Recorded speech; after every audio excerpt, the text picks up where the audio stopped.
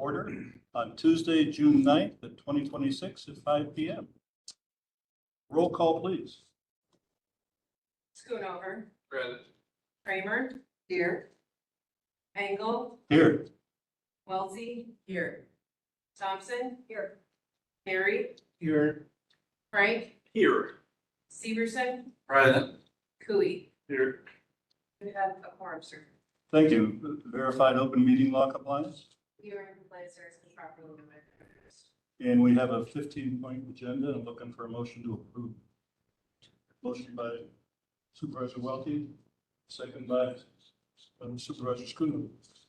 All in favor signify by saying aye. Aye. All opposed? The minutes. Any changes? Any thoughts on the minutes? Then they'll stand approved. And any public comment? Any public comment from those online? Any public comment? That's 3 times, be official. Public comment? Okay. We'll go on to discussion with Troy from Southwest Regional Planning Commission. He's the Executive Director. Just a couple words on why I invited Troy. Some of us are new to executive and finance, and we're new to the county board, and we're new to the complexities of the work and the issues. Troy knows all the counties in the Southwest and has worked incredibly with them over the years and has a really talented staff. So his experience is really important. I thought that would be good to help us become oriented to the work we do. The second reason was we know that we're going into a budget season with limited resources, with rising costs. So what do? Troy asks good questions. He's helped me think outside the box many times. And I just thought we'd have an open discussion and see where that would take us. Troy's not afraid to deal with the hard questions, and we're going to have to ask them as we move through this. So I welcome that. I also want to respect that what he tells us is not a fact. He's helping to make a statement. That's why I invited him. It's not to move an agenda. So Troy, I don't know that you know everybody in the room. So I'm going to ask everybody to go around and introduce themselves before we turn it to you. Start with Carrie. I think you know Carrie. I do. Hi, Troy. This is Carrie. Randy Schoonover. Sandra Kramer. Shirley Welty. Tiffany Thompson. Rod Perry. Bob Frank. Mark Gould. And the sheriff's here too, Troy. Wonderful. We Yeah, welcome great. him. You want to introduce yourself? Leanna Pick, Finance Director. Trish Clements, Administrator. So Troy, I'll turn it to you for opening comments, please. Sure. Anything about what I said wrong or? Yeah, sorry, I thought I heard somebody jump in. Thank you. First of all, thanks for letting me join virtually. I wanted to be with you in person, but I've got a 6 o'clock council meeting in Platteville, so that's a hard commute. Just to give some context, probably Southwestern Wisconsin Regional Planning, we've been around about 47 years at this point, 46. I became the director in 16 and was working for him since 2012. We have representation on my board from our 5 counties. We serve Grant, Greene, Iowa, Lafayette, and Richland. Our biggest community is Monroe at 11,000. Our smallest is Yuba at hovering around 58 people, I believe. So it's all rural. It's a diversity of rural, but a lot of the same structural issues. Our local leadership is Bob Frank, who's in the room, Steve Carroll from up in Viola area, and then by statute, it's your board chair. So Carrie has joined us here as of your last election. So that's who I answer to in Richland County. We work with a lot of communities in strategy, and I guess I'll just give a kind of a larger overview of how we're helping communities or helping them address some of the issues. And I think you'll see a lot of this in your last strategic plan. We worked with Clint Langrick on that. We've got a lot of legacy projects, assets, initiatives. They all were created in good faith and goodwill with good money, and with a public service driven kind of mindset. Over the years, things have changed, and those structures and assets and organizations haven't. Right? They're still here with us. Government and county government in particular is not the most agile unit of government. They're intended to deliver state mandated programs, right? And all the other organizational challenges with change, right? People love programs, they contributed to them, they want to serve in good faith, and so it's hard to change. A couple of the questions that we always ask when we do strategy work, and I think this has been written in your strategic plan to help kind of break some of that up. One of them is if we weren't already doing this project, this initiative, this service, would we start today? And when we worked with you on your strategic planning process, we asked that question. We asked that question of all of the non-mandated, I'll call them enterprises. I'm not sure that they were technically operated as enterprises, right? But we asked that of your nursing home. We asked that of your campus and your university, of your swimming complex, your airport. And frankly, I asked that about regional planning. We're not a mandated service, and we do receive some of your funding. And so I'm not shy about saying that I need to demonstrate we deliver value because we're not a mandated service. Maybe I shouldn't say that out loud if we're recording here, but delivering value is important, and being supportive of you is important. That's kind of the primary question of strategy, of good strategy, that I don't see being asked often. And you can ask it one of two ways. Would we start this enterprise today if we hadn't been doing it already?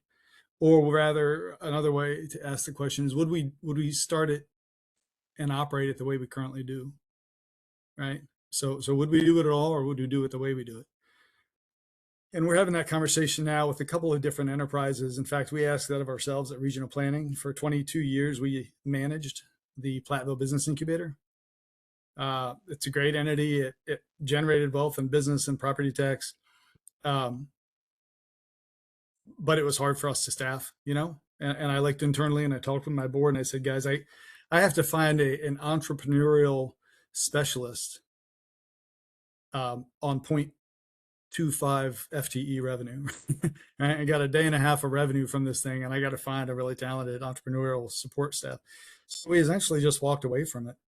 And when we did, the University of Platteville swooped in and created a partnership to continue it. And so I think it's hard to ask those questions. We keep asking those questions, and I probably got 1,001 examples, and they don't always make everybody happy. I was in Greene County doing some strategic planning with that county board, and we had this conversation, and we had the conversation about what are you funding that's not mandated. And of course, they have a nursing home, and I shared my opinion that I thought it was very strategic of Iowa County to close their nursing home.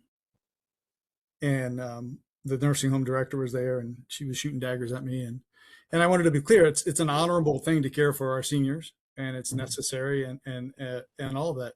It's not a state mandated function. Their buildings were 150% depreciated, right? Massive capital infusion.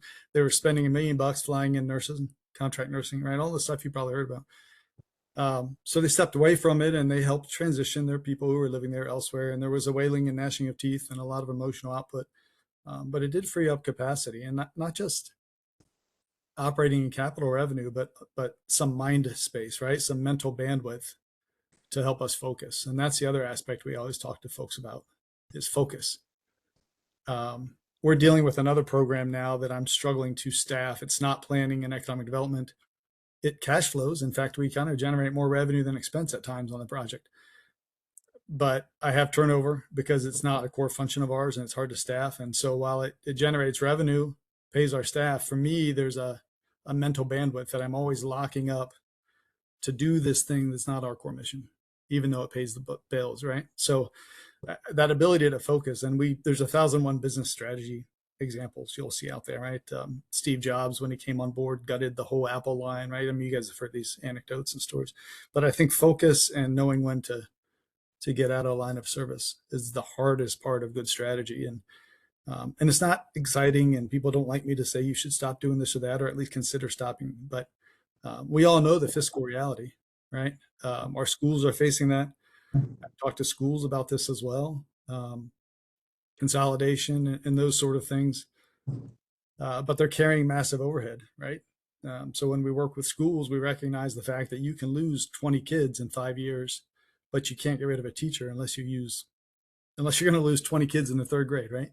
But you don't. You lose 3 here and 4 there and 5 here, and so your fixed overhead costs don't go away. But our revenue is variable and declining, and our expenses are often fixed. And I think those are, just to tell you what you already know, I think those are the struggles that we're all dealing with, and how to sort them out. And then the last thing we Troy, work. I know, Go ahead. Troy, I know our time is Yeah, limited. You have at 6 o'clock you have to get to. I'd like to open it up to our board members and see if they have any questions or areas or things they'd like to talk about, or to get some feedback on or ideas. Supervisor Welty. Thank you. So one way to right the ship is to shed activities or functions or enterprises. Another way is to invest in what you have and grow it, and perhaps bring additional revenue into the county. Do you see that happening anywhere in your area that you serve, or what are your thoughts on that? We do. I believe it's more often than not at the municipal level. I think municipalities, the general legal framework is counties can only do what the state enables them to do, and municipalities can do anything not prohibited them. They have the authority to implement tax increment financing and a whole lot of stuff. I generally see the economic growth activity happening at the municipal level, with the exception of probably funding economic development positions. I would say the Cadillac in my region is Greene County. They've got an economic development board, and it's about 60+% privately financed by banks and local businesses and so forth. With the county obviously contributing some money in each city and village. And then the employee is a county employee. The director there's a county. So that's one of the things when you talk about how do we leverage our strengths. I don't know your particular situation, but a big asset that local government has is the healthcare and the health insurance and the benefits. So we've seen several times where private or nonprofit entities will hire somebody, particularly economic development, and then contract them back. And so Olivia Oddie is Greene County Economic Development. She's a Greene County employee, answers to a nonprofit board that's 60+% privately funded. And she's doing phenomenal things. Ron Brisbois is a Richland County resident, I think, in Ithaca area, and similar structure over there. But I think it's hard for counties to find a role, find the authority, and find the revenue to do some of that stuff. More often, I'm seeing them playing a partner role or a staffing role in our region. Thank you. Others? For the Greene County thought, right? They have their economic development, they have much more of an industrial base and business base than we do. So we've been struggling trying to figure out a model that might work here, given the history. Any insights on that?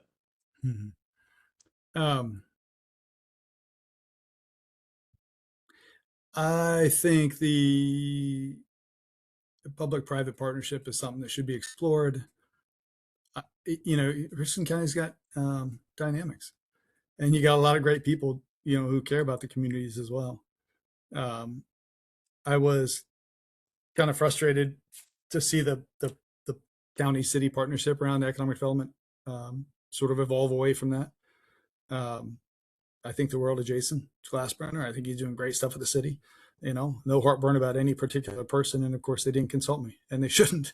But I think leveraging one another's assets and funding is huge. And again, the dynamics in your county are kind of sometimes tough to work through. That's not atypical. It's just that you have a lot fewer, Larry, to your point, you have a much smaller industrial base, and you have many fewer cities and villages, right, to spread around that partnership process.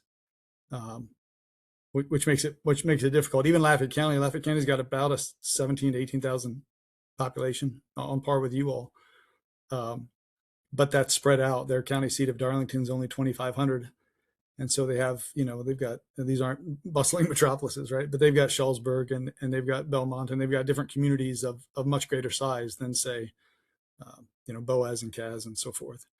And so they have a more diversified kind of base, if you will, that helps fund Allison Taylor, who's the county economic development director, who again answers to a nonprofit board, but is a county employee. And so, yeah, I mean, you're 100% right. That is a challenge in Richland, considering your economic base and your community base. I think there's a lot of value when there's vision. There's a lot of value in working with consultants, right? That's the question: is consultants work for a scope of work, and they have a profit motive that makes them productive, and that's a great model when the client knows exactly what they want to do. And so I think that's part of the conversation maybe we had later on the phone is understanding what do you want to do with the assets you have. Because right, we can look to move away from programs if you can do that, but then you're going to run out of programs to move away from. And as Supervisor Welty said, there's the growth aspect that we always have to keep in mind. And I think having a vision for those assets is huge. And I don't know what that is for Richland County. It may be there. I apologize. I haven't tracked it.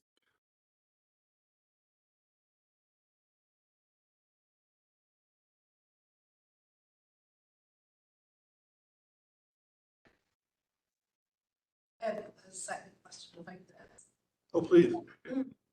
I've read about several counties recently that have transferred some of their assets to nonprofit organizations. An example would be Dubuque County, Iowa, transferring ownership of their fairgrounds to a nonprofit organization. Are you seeing that happen in Wisconsin? Are there areas that are doing this in Wisconsin?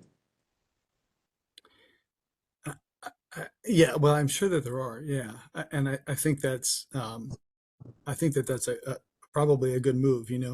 As soon as you do that, then you have the ability to tap into the hearts and minds, right, and create foundations and endowments. When we worked with Greene County, and actually Grant County, we did some strategic planning for the nursing home in Grant County, and one of the takeaways was to create a foundation. They were already a county entity, but they didn't, to your point, transfer the nursing home to a nonprofit, but they created a 501 nonprofit to do fundraising. And at a nursing home level, that makes great sense. Perhaps you already have that, right? You've got families there who want to donate and that sort of thing. I think there's a lot of passion around the fairgrounds and 4-H and all of those things, which could help generate some revenue, at least for the capital facilities side of things.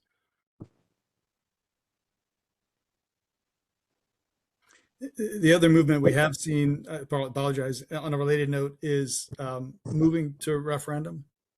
Greene County has a county-owned nursing home, but it's completely off the levy and off the books. It's either private paying, or they levy for it. I think every 6 years they go out for referendum. And into our strategic planning process, they didn't account for overhead. So they found out what their indirect rate was, right? So the county HR did all the hiring and the county finance manager did all the finances.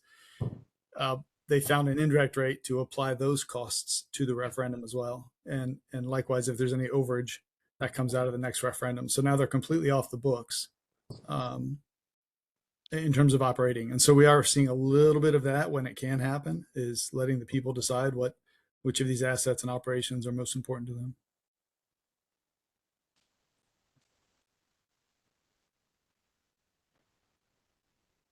Other thoughts?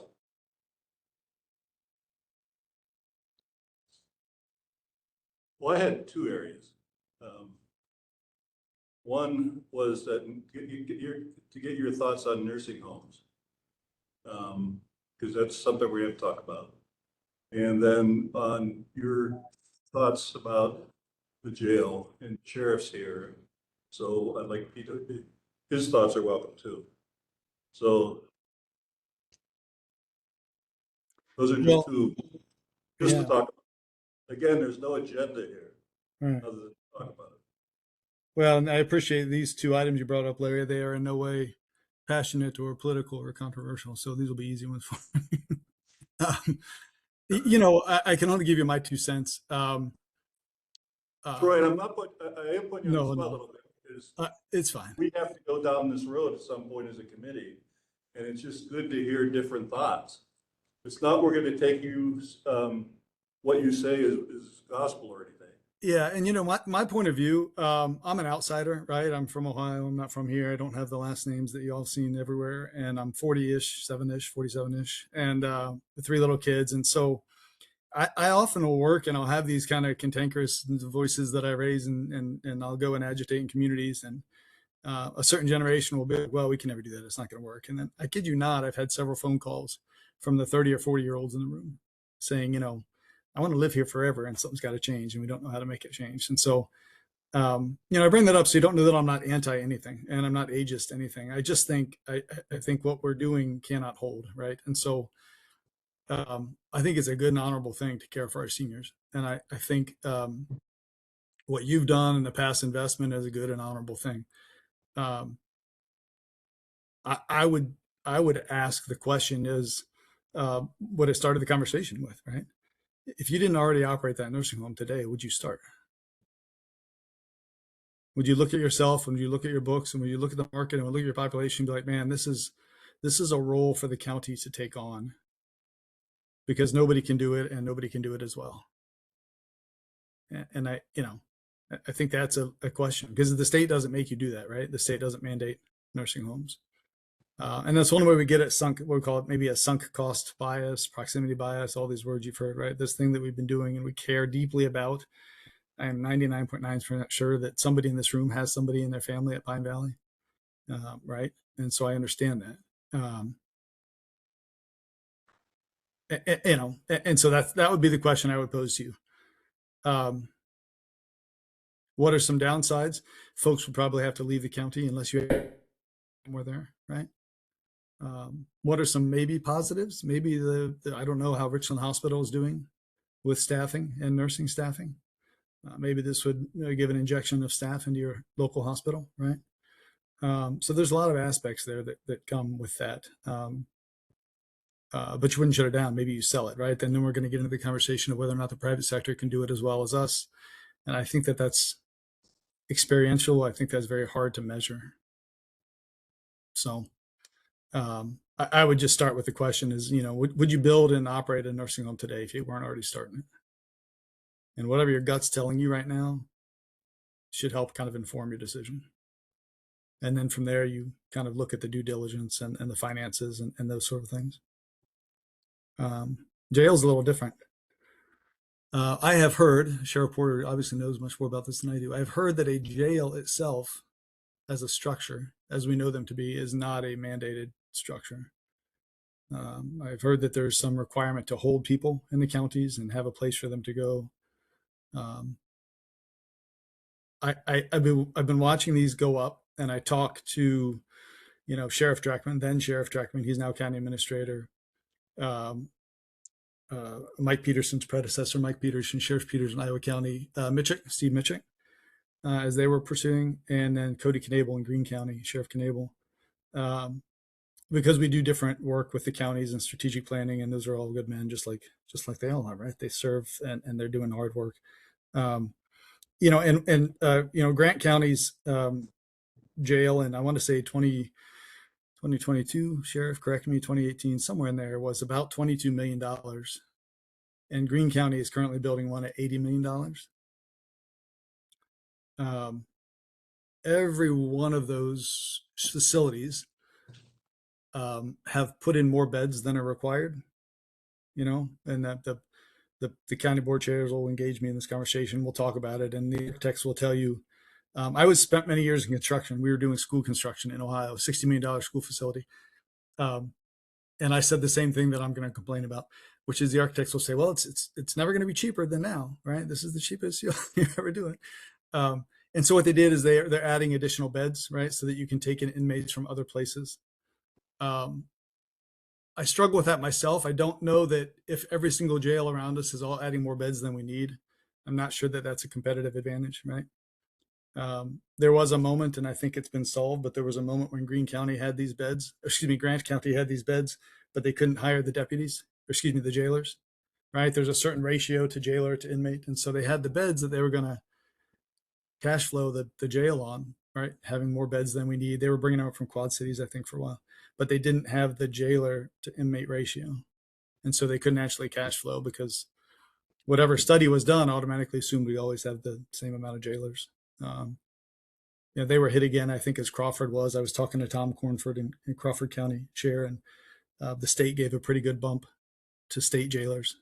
I think it's Boscobel is the state prison, right? And so I think Grant and Richland lost a couple. So I think with those models, when we look at the jails, one of my concerns is they don't really reflect the workforce demographic issues that we have. And then just the sheer cost of them, $80 million. And Greene County also has to rebuild a highway shop, right? And it just got off of a $9 million courthouse reconstruction, or $11 million, something like that. So,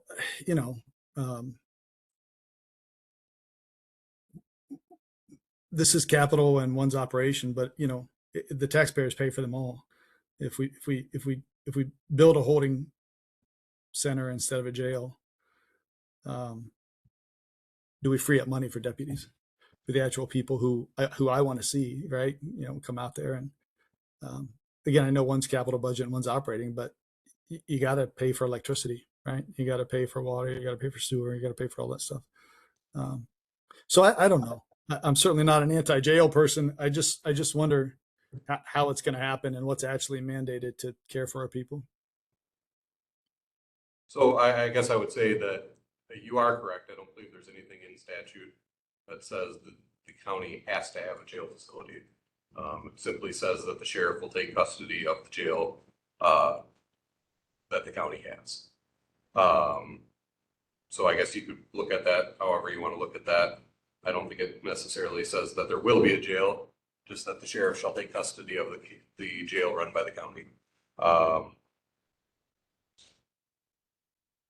We don't get away from having a jail. I don't foresee that being a reality ever.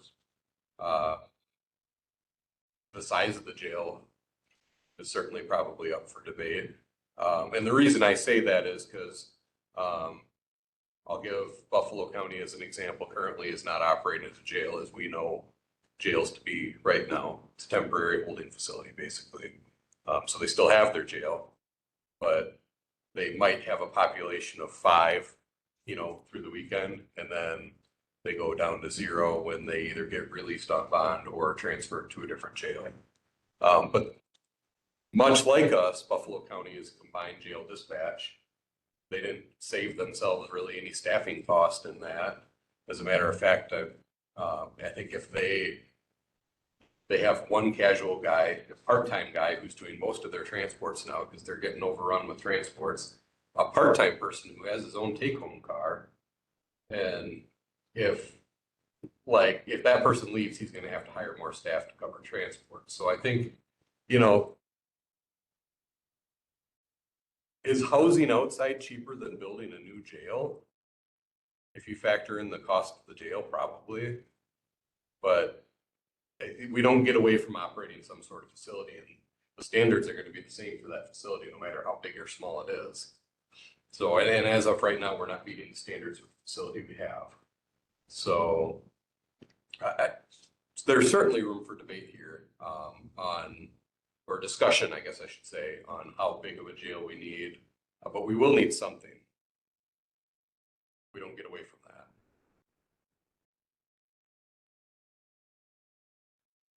Yeah, see, one of the reasons why I want to do this is we're going to have many discussions on different topics, and this is just one. Yeah. So how we do these and how we listen to each other is really going to be important.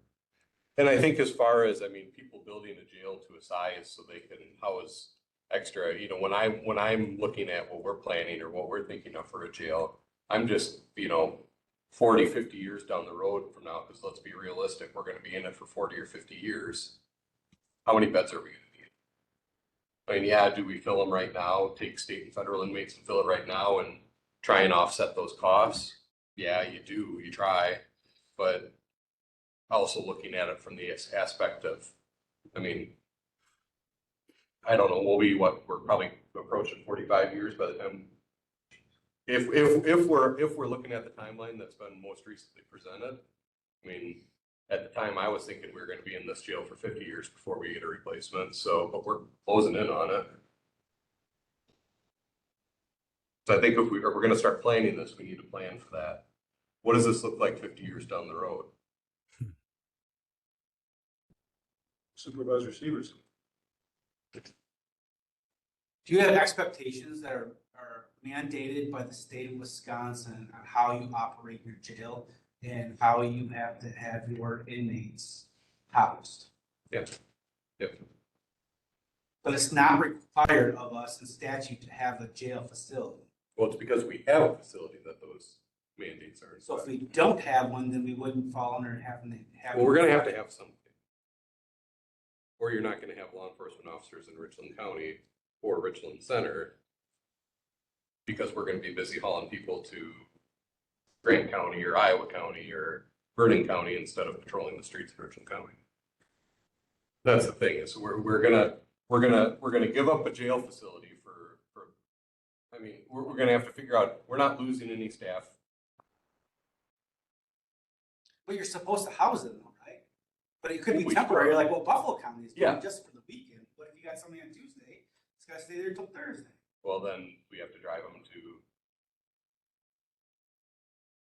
Iowa County, Lancaster. Grant County, yeah. Dodgeville or Viroqua or, And then it's at a cost, but. You know, It's at a depending on cost. what we're There's also saying, staff. It might be cheaper for us to. yeah, I mean, it's staff time. It's time that people. And you got meals to pay for them, got their healthcare costs that we gotta care for. Yeah, and that's just it. I mean, I can give you a number of what it would cost to house, we did that study, Devin and I worked on that and what it costs to do that. Is it cheaper than building a new jail? Yes, it is, but that cost also didn't factor in all those things you're talking about. It factored in 2 round trips.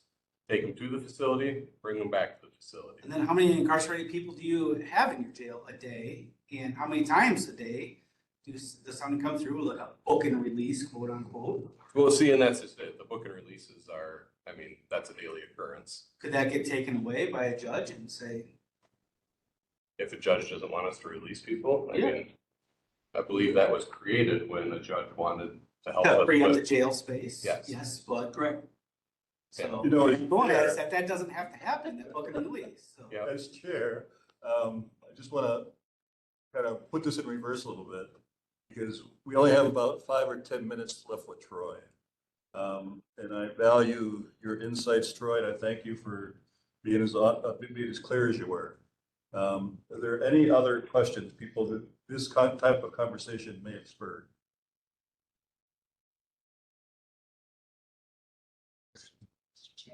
I think one thing is a lot of the stuff that Troy talked about are things that we should be considering when we're looking at the ambulance service also. Like he talked about, is this something we would create today if we didn't have it? He talked about, counties are intended to deliver state mandated programs. So I think the thought process that he has for nursing homes, for jails, also applies to ambulance services, other programs that we have throughout the county that are not mandated, or fairgrounds, those things. Any other thoughts or avenues you'd like to pursue for a minute or two? Sure. Supervisor Welty. Do you have any reference material or things that we could read that might spark some ideas for us? Do you have any suggestions?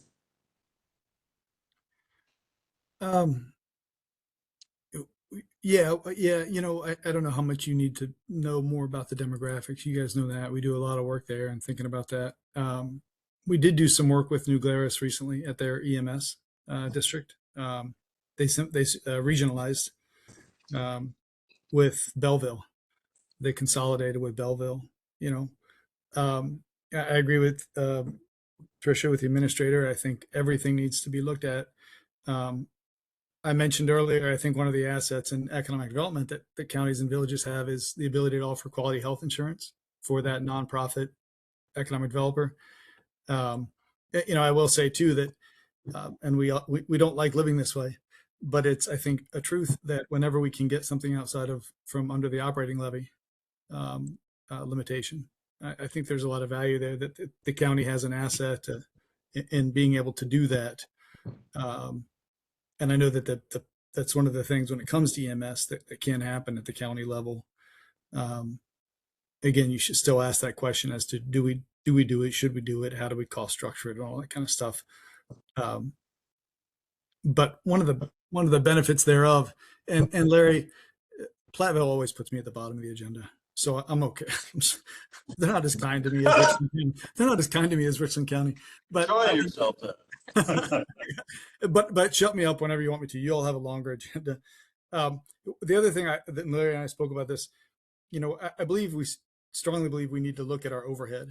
And in my last presentation to you all, I shared our revolving loan fund and how regional planning has about a $2 million pot of money, and we regionalize the administration of it. We had that conversation with Belleville and New Glarus EMS, right? They're passionate about culture. We have to have our people. Our culture is a certain way. Our people help our people. The regionalization didn't take away anybody from the local New Glarus EMS. They had some cultural issues there, so it actually brought a few people back. But the only thing that happened is they took off their New Glarus EMS badge and they put on a Sugar River badge. What it did do, though, is now they have one chief medical officer, one set of accounting books, one capital improvements plan. So all of that really unsexy overhead stuff gets dispersed across a broader base. And this is what business, of course, does very well. They're incredibly hawkish about overhead and return on investment, return on invested capital, and that sort of thing.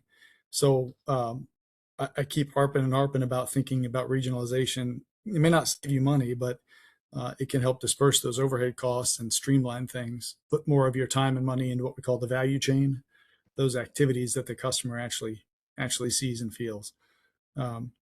So we hit on some of that in that New Glarus CMF study, Supervisor Welty, and I can think about that and see what else is out there.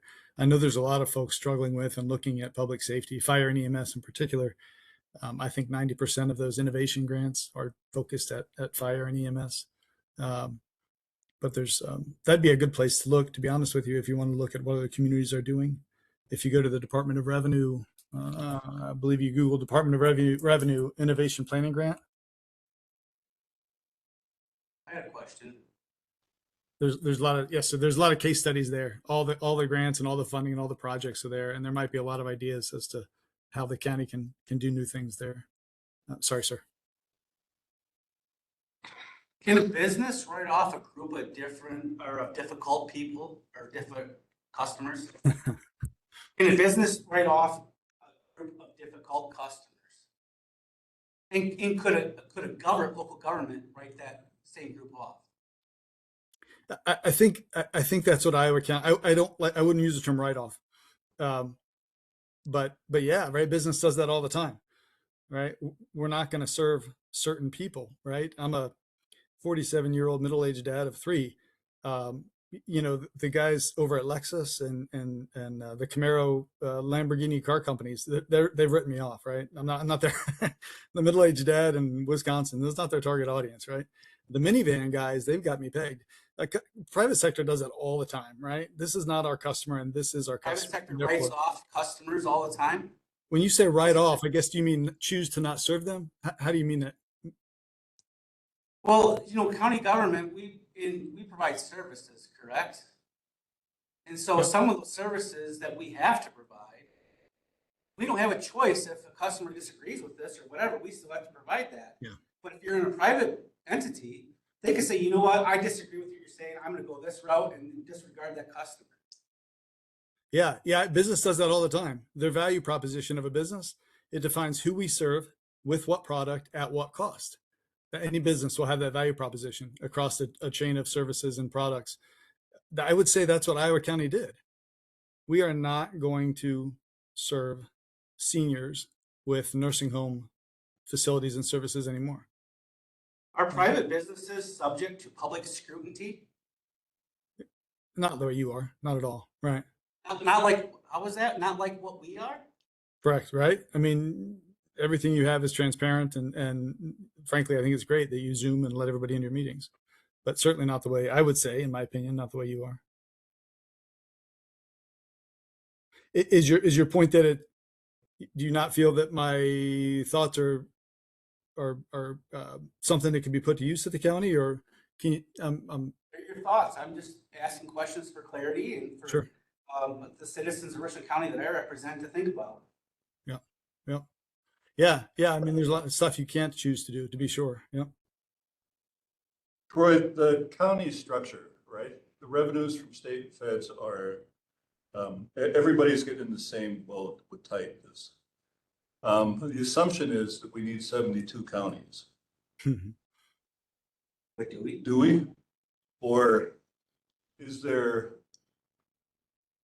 any movement toward merger, consolidation, any type of thoughts about that? Because our assumptions, without thinking about different ways of doing things, our assumptions can keep us doing the same thing consistently.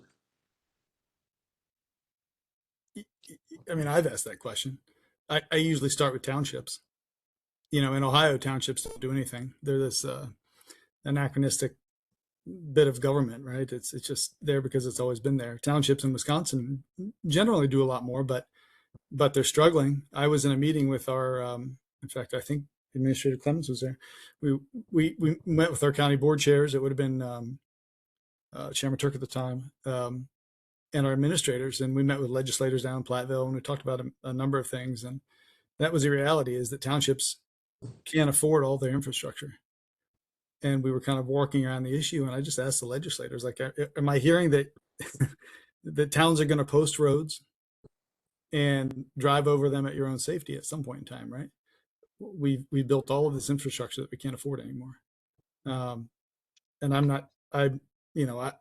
I would probably start questioning townships. And, in Ohio, we operate fine. I mean, that's a matter of an opinion, but we operate as fine as anywhere else. And counties do all the stuff that the townships, many of the things that the townships do here. And I know Greene County Highway Shop, Chris Narvison, he does all the road maintenance for probably 5 to 6 townships. So, there's any number of ways that those relationships can work. But I wonder about some of our smaller counties, right? I mean, how long are they going to be here? There's one municipality upside of Eau Claire, I think, or Walsall, that's in the process of dissolving as a municipality. They just got over leveraged on debt and they can't pay it. So we see that with a school district as well over in the Green Lake area is now dissolving.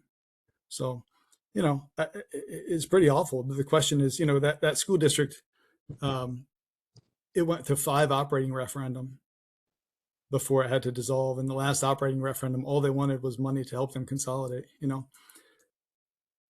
I hate this conversation because I hate the idea of thinking about these things that we love going away.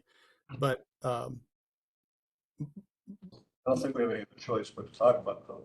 we got to talk about something that's coming down our way. Well, it is in state statute though, in chapter 59 for counties to consolidate with another county. That's one option that counties have. Richland County could say, you know what, we don't want to be Richland County anymore. Let's go to either Sauk or divide us up, and part goes to Vernon, part goes to Iowa, part goes to Grant. We have that ability. That's what our state legislature would like. They've already proven that to us. They're not willing to work with us since 2006. Yeah, Carrie, you raised that last point. They don't want to work with the counties. Mm-hmm. And they only favor net new construction. But what about counties like us who have low net new construction? We're not able to do that. Troy, I want to thank you for your time. I know you have a meeting, and we appreciate your time and your candor and the work of the Southwest Regional Planning Commission. Thank you. Yeah, thanks for letting me be candid. I respect all y'all are doing. Thank you very much. Thanks, Troy. Thanks. Can I just say one thing quick? And it's to Carrie's point earlier, I didn't quite finish. But when we factored these numbers, right, of the cost of building a new jail versus, or what the cost of housing inmates out of, it was a fixed number where it just included the housing cost, the daily housing cost per inmate, and 2 round trip transports. transports per person.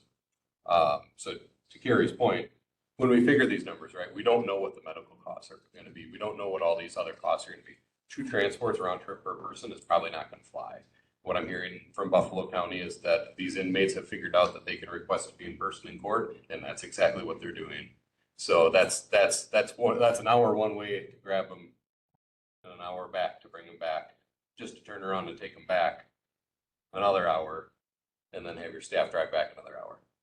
So you have 4 hours per one person. Plus court. Plus court time. So, I mean, that's the reality. And I wanted to get that out and finish that just because I didn't quite finish that statement. And we are on a public, facing forum here. So, Understood. yep. I respect that. Okay. Thank you.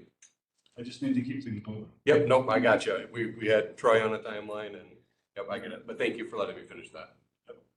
Supervisor Welke. Just a question before we move on to the next item.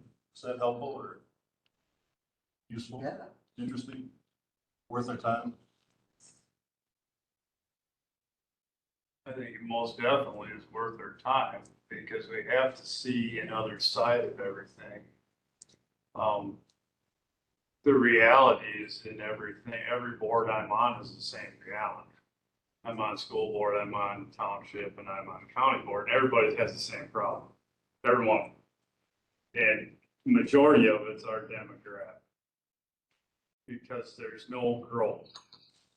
In any one of them positions that I'm in, there isn't any growth in any one. And if you don't have growth, it's hard to support what you're trying to do. I mean, at a township level, you just don't fix X amount mile road, right? That's the canned answer. Well, we're gonna go from 3 miles to 2 miles. In the school board, you go to referendum. And every one of them go to referendum, and we see it in Richland Center going to referendum, everybody goes to referendum. And at some point, the referendum's gonna stop. Because the taxes are gonna get so high for a slowly departing community that you can't afford, you ain't gonna be able to afford it, they're just gonna say no. Well, when they say no, then big change has to happen. Right, so then consolidations happen, whatever has to happen. There's no way around it. And unfortunately, we're in the same group. I mean, Clay talks about a 50-year jail. Well, look at our projected population over 50 years. And look at the age of our population as we go forward. Hopefully, not very many of them need a change. At least that would be my hope. I'm sorry, Clay, but if you look at who's gonna be here and how many they're gonna be, I hope they're not in jail. Would be hope. It's a slow departing group. Yeah, it's what I'd like to see is we can find some way, take the assets that we have, which is the area, right? And turn it into some way to make people come. But they gotta have some place to stay when they come. And we don't have that right now. So we got a lot of beautiful area, we got a lot of wonderful things. We have a hard time getting people to here. I mean, you go to some of these places, I mean, and some of them have had years of building it, right? But I mean, Sauk County, I remember as a kid, Reedsburg was less in population than Richland Center. Now it's double, or pretty close to double.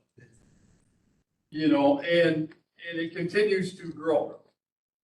We gotta find some way to, and I don't have that answer. We gotta find some way to make it grow. We gotta find growth somewhere. Growth fixes everything. It really does. Now it creates more problems, then place jail might need to be that big or whatever, that does come with that. But, in my world, volume hides a lot of your problem. And the more volume you have, the easier it is to operate. I'll just say it's easier to operate. I'm not saying it's an easy operation. What I'm saying is it hides your faults. And we don't have anything to hide our faults because we keep going the wrong way with our volume or with our population or growth or whatever you want to call it. So we gotta figure, I don't know what it is. We gotta figure out some way to get some growth and continue to focus on growth if we're gonna continue to maintain what we're doing today. And I'm just saying what we're doing today, not what we need to do going forward. Well, economic development is not a mandated service, but that would help growth. The problem, the only thing I would say is in my time on the board, we didn't get a lot. We got some, but there, either the focus wasn't strong enough to push it forward, or we didn't utilize the strategy that was there, but we didn't gain a lot from it. And that's how it kept losing its, Just never, yeah. it just never got up and got going. There was some things that got done and they were good things, but it just never got the momentum to keep it rolling. County also had a strategic plan. Southwest Wisconsin, Troy Megan's group, they also come out with a report that talks about housing and how to develop communities. And it mentioned in there that the city of Mineral Point bought some property, public ground, bought it and sold it for cheaper dollars to the customers, so they were able to build these few $100,000 houses. They invested in that. We had an opportunity as a county to run a water line out to Pine Valley underground to help with future development. Chose not to. So there's opportunities that we've experienced here in the county that are not active. Unfortunately, the cost is what drives that. Correct. Yeah. And that comes back down, and I'm gonna say it, this comes back down to the state legislature.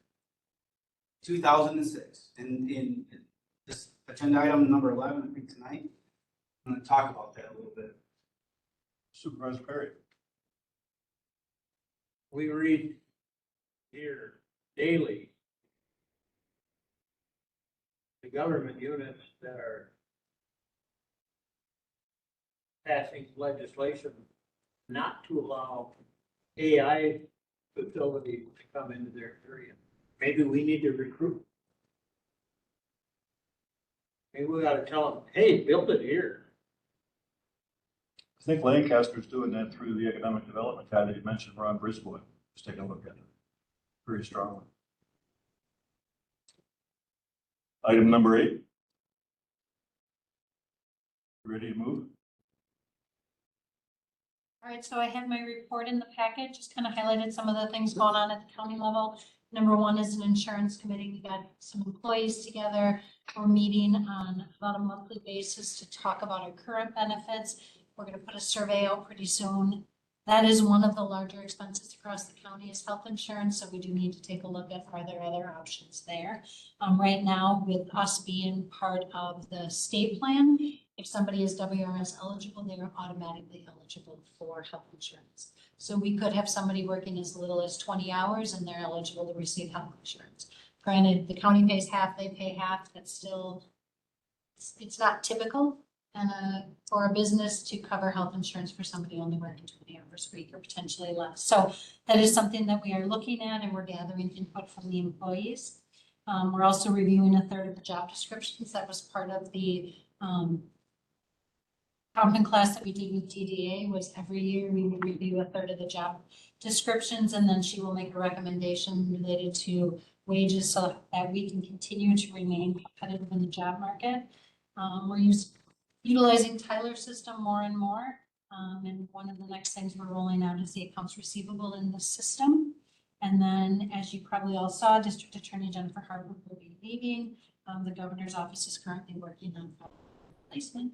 And then Jeff Harrison has started. He started yesterday, was sworn in on Friday, so we're excited to have him on board. Any questions or comments for our administrator? Radio tower budget.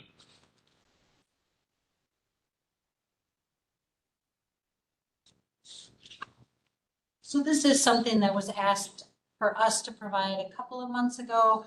We finally have gotten together all the data and Deanna can roll out what she has found.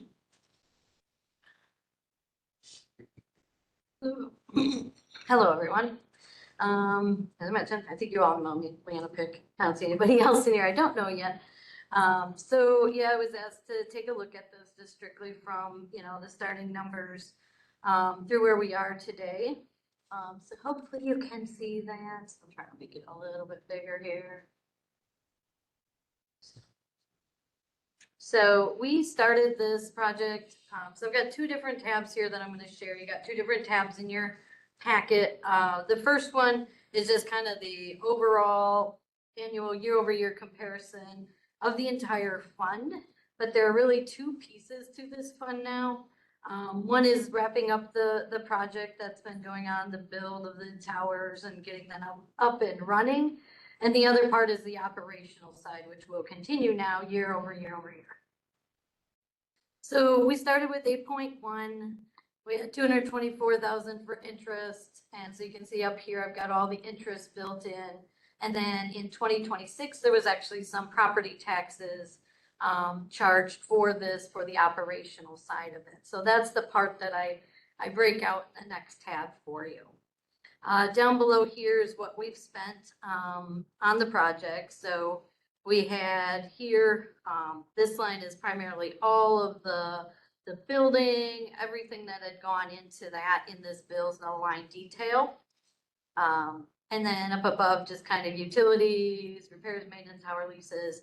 So you can see what I've labeled as operational here, what I've labeled as project spend so that I could break that out. So we scroll down here, we get to our sort of fund balance, and you can see we started sort of negative because we kind of got off to this project before we had all of the accounting necessarily in place for it, but the auditors were able to get us back on track with that and get our entries corrected so that we had a good starting point. So you can see we've gone from our sort of 8.1 million down to 1.665 million as of 2026. Down here, I break down a different part of it. So this is the cash side off of the balance sheet. So giving you kind of what's in the claim on cash, which is our cash checkbook balance. If you remember from some of our other conversations, so we got about 160,000 sitting there. And we got about 1.5 million in the investment yet. There is a portion up at the top. What I did was take interest because we can only keep 18 months worth of interest on this project. And it's obviously been going a lot longer than 18 months. So there's a portion that we get to keep, which I broke off to the side here. And then I've been just kind of keeping tabs on how much we're going to have to pay back of that interest. So we go down to the bottom here. I just bring that back in off of the 1.665, I take off the part that we have to pay back, and that gets us to about 1.4 million overall within this project. Is that remaining sinking fund? I'm gonna get to that because I gotta break it out first, and then I'll show you what's remaining. So that's kind of just the overall big picture of the entire project from the 8.1 to the 1.5. And who do we pay this interest back to? We pay that back to the bonding company, I believe it is. Yeah. So it's we've already started that conversation. The treasurer, Ashley, and I have reached out to that person, letting them know that we do plan on this project wrapping up about August 1st. And so at that point, we will pay back that money to, I think we call it arbitrage, but we'll pay that back to them at that moment. Okay, so then what I did over on the next page that you guys have is there's two sort of sides to it, or two pages. I don't know if I did that, but I'm sorry if I did. It's touchy sometimes. Okay, so this first section that you see is, again, just the overall project expenses. So I've taken out all that stuff you saw here for operational. So again, starting at the 8.1, adding in our interest, kind of sorting out what's ours to keep and what's ours to pay back, and then giving you the overall project expenses there. And then if I scroll down here, so you kind of just get, again, a recap of revenue and expenses just related to the building project itself. And we get to our cash position. So this is where I've really tried to break out what was operational and what is still in the project, because I had to do that in order to tell you how much you have left to spend.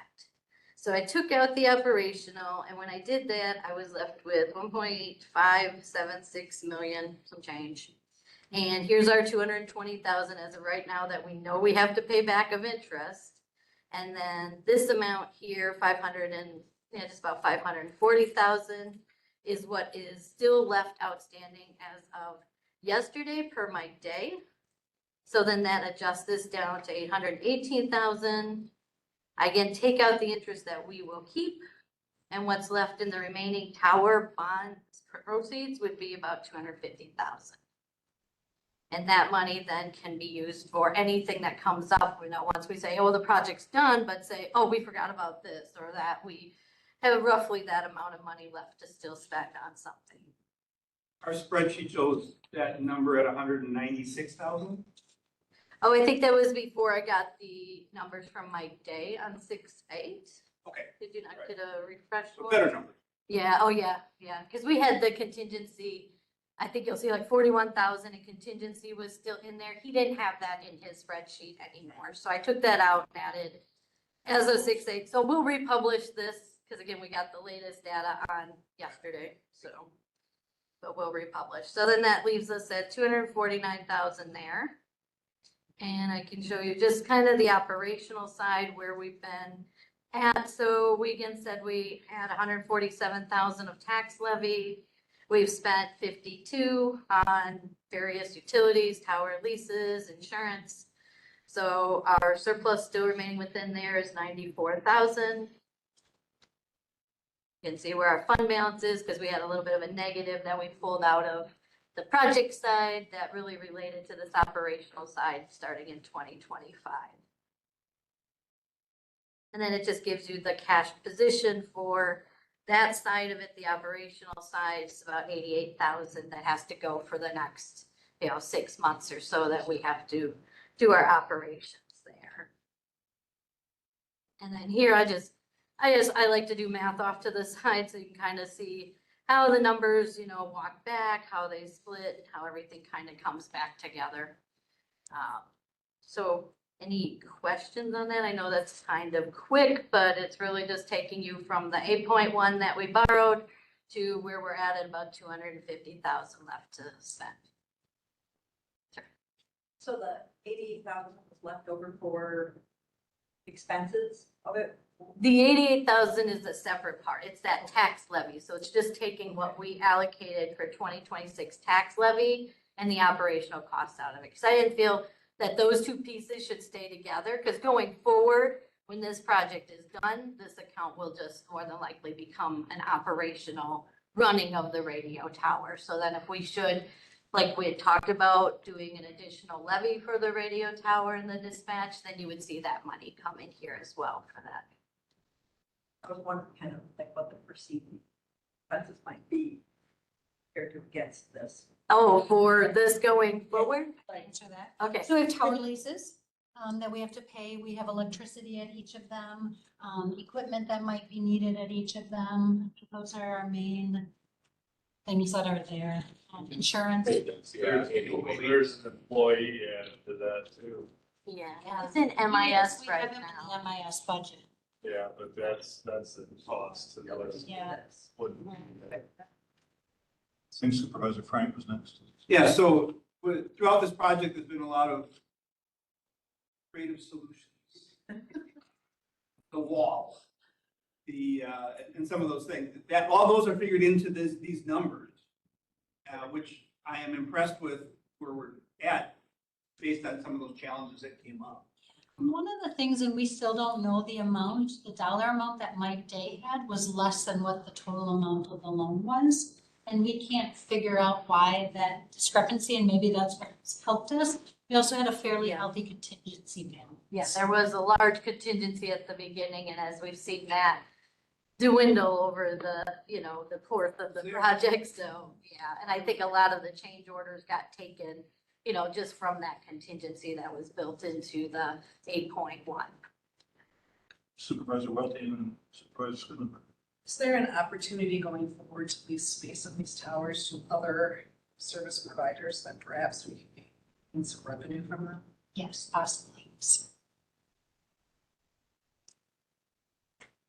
Since we're talking about the towers and chairs here, how is the service? Is it Yeah, what you're looking for? it's been going well since we switched. So we just recently switched and went live on the new sheriff channel. Prior to that, we've been operating for a few months on one of the ops channels, and things have been going well on it. There are a few problem areas that we found. We are still sorting out whether that problem area was equipment in the vehicle or tower equipment. But that's also one of those things where we knew we were going to have those challenges. That's why we built so many towers in the first place. It's just because the way this county plays, narrow valleys, high hills, narrow valleys don't do well for radio signal. So, but really, we haven't run into many of those. It's just a couple. And so it's been going well. Things have been going smoothly. As far as we had that transitional phase, that actually went pretty smooth, I would say myself, and we didn't have much for issues in that day that we switched the new sheriff channel on. So yeah, it's been going well. Supervisor Perry. That was my question. So the 220,000, if we would have completed on time, we wouldn't have lost that money. Is that the way to look at that? It wasn't really ours to begin with, but yes, I would say, because we never would have taken it in. Because right now, as that sits in the investment, it's still gaining. That's all it is paying back what's the investment. Yeah, because we were only in the terms allowed to keep 18 months of it. I think I'd have to look to see how long it was when it was supposed to end for sure, but I thought it was the end of 2024. Was that correct? Okay. That's okay. Yeah, have you been making payments and into the system and showing progress that we were making payments? We would have been able to use that against that, but in that first round of months, we didn't make any payments to make that happen, and then got missed. So. Anything more on the radio tower? Thank you. Well done. Item number 9, discussion of possible action policy regarding backup county administrator.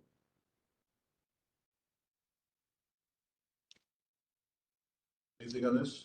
This was an item that the committee had asked to be added to this agenda, so Miranda added this item to the agenda based on the committee's request.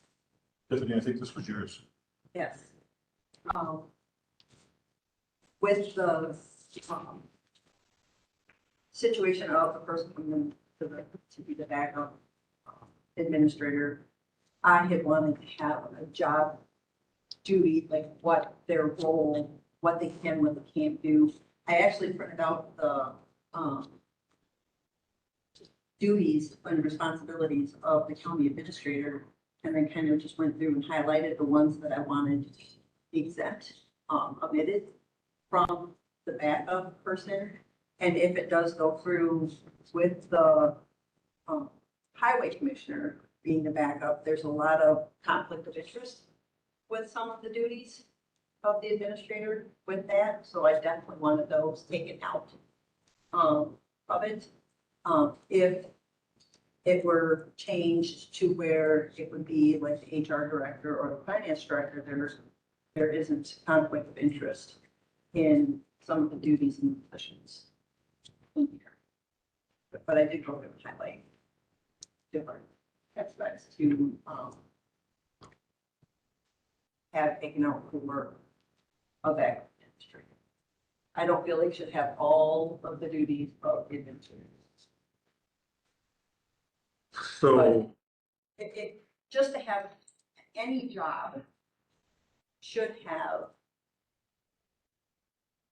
a list of job duties or responsibilities that they need to fulfill.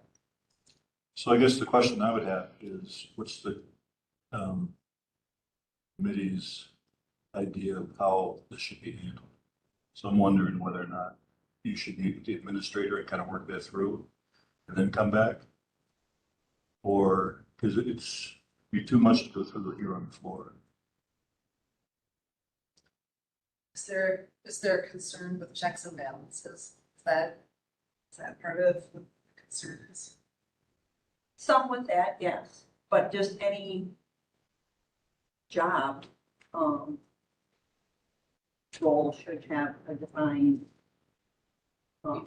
duties and responsibilities. You need a job description. You not need a for job backup. description for a job. Yeah. Yeah, so that, I'm still back where I was originally. Does that make sense?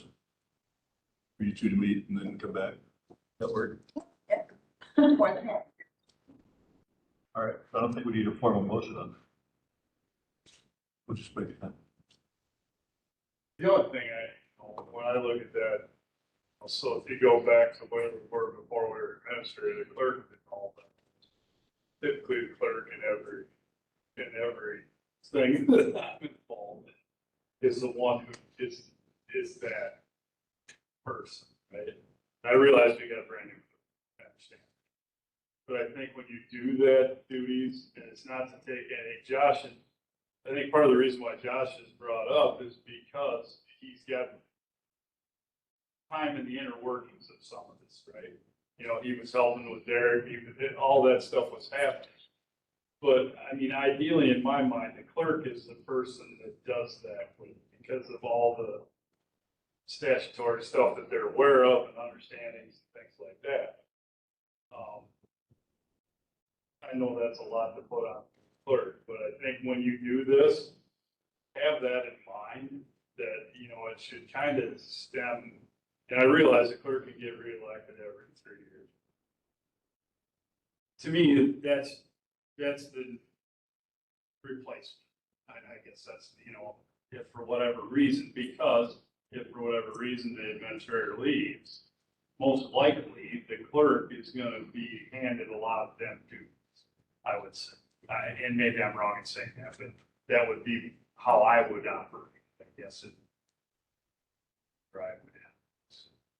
Okay, I can add that. When I went up to the county workers job thing, they did mention that in a lot of the comments, But typically, you gotta remember, you got a long-standing clerk, yeah. and that's why, because they, either when they transitioned, they stayed and they were part of that before, or it's just because of the work they do. And I would guess that Tricia and the clerk are very much together on a regular basis, and that's how they would know that. But I understand our current situation, but I would say going forward, we need to try to build the replacement into the clerk's position. President Frank? So, I guess my first question is, our county administrator, if something happened tonight, who is our backup? Nobody. No. So at this moment, and from moments forward, the county board can say, hey, we want the highway commissioner until said person, clerk, whatever, that we feel is ready to do that, and then we can switch it. It's not like we can't. We're protecting the county. We're protecting the operation of the county by having somebody there. I don't want anything to happen to Trish. We don't know what's gonna happen, but why wouldn't we go, hey, let's get somebody in place.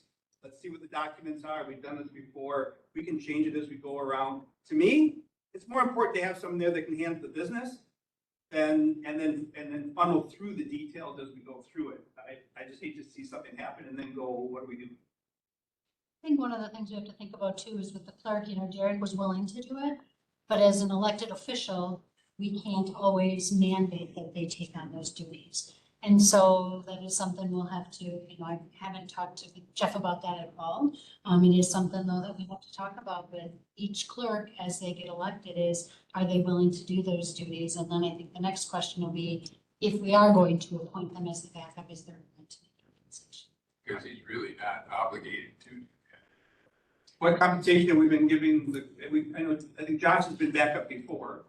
Yeah, so backup and Derek was mine, nothing, but Derek was okay with it. Derek was like, yep, I'm fine with, in your absence for a day, 2, 5 days, whatever, taking care of that. We don't know. And again, I'm not trying to say anything negative about Jeff at all, but he might say, no, I don't want those responsibilities. I just want to come in and do the clerk duties and that's it. And it'll take a while to understand what those duties are that you do, and I think that's why I'd like to see something happen quicker than not too long. changing it, doing this, changing it. When I went up to the county workshop up there, and they've got their slides up there and they're pointing to, this is what you don't do. They used Richland County as an example twice.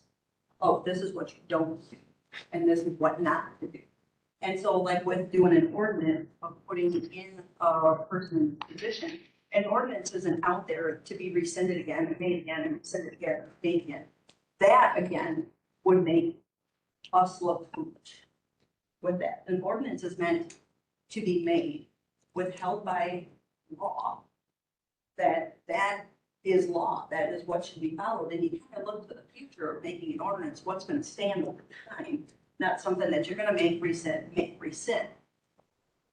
When you make an ordinance, you got to kind of look to the future, and I'm just thinking of the integrity of the county, of not rescinding, making, like if we did do the clerk again, and they chose not to, and then you gotta rescind it, and you know, all of this stuff, it gets a little messy with it. So if you look to the future of, when I was mentioning the position, you pick a position to where it doesn't matter who's hired in that position, that person is well qualified to be the backup for the administrator.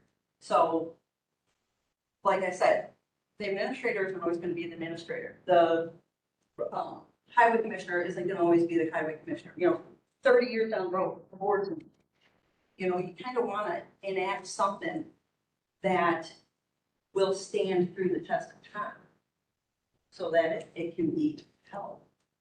So.